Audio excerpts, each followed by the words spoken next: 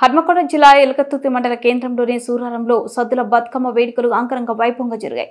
కాంగ్రెస్ గ్రామ శాఖ అధ్యక్షులు బచ్చు శ్రీధర్రావు, మొలుగురి భాస్కర్, బచ్చు బాపురావు, భాషబోయిన వీరప్ప, దూలం ప్రభాకర్ మాట్లాడుతూ ప్రపంచంలో దేవుళ్లను పూలతో పూజిస్తారు, కానీ పూలచే పూజించే ఒక గొప్ప సంస్కృతి మన తెలంగాణ అన్నారు. పూలను పూజించే గొప్ప సంస్కృతి సాంప్రదాయాలు దేశ విదేశాల్లో కూడా పండుగను జరుపుకోవడం సంతోషదాయకమన్నారు. మహిళలు రంగురంగుల పూలతో బతుకమ్మను పేర్చి బతుకమ్మ ఆడుకునేందుకు వెళ్లేందుకు సిద్ధమయ్యారు. ఉరుములు మెరుపులతో భారీ వర్షం కురుస్తుండటంతో మహిళలు ఇళ్లకే పరిమితమయ్యారు. వర్షం తగ్గే ముఖం పట్టాకే మహిళలు బతుకమ్మలు చేతబట్టి ఆటల మధ్య పాటలు సంబరాలు జరుపుకున్నారు. వర్షంలో మహిళలు సద్దుల బతుకమ్మను అంగరంగ వైభవంగా జరుపుకున్నారు.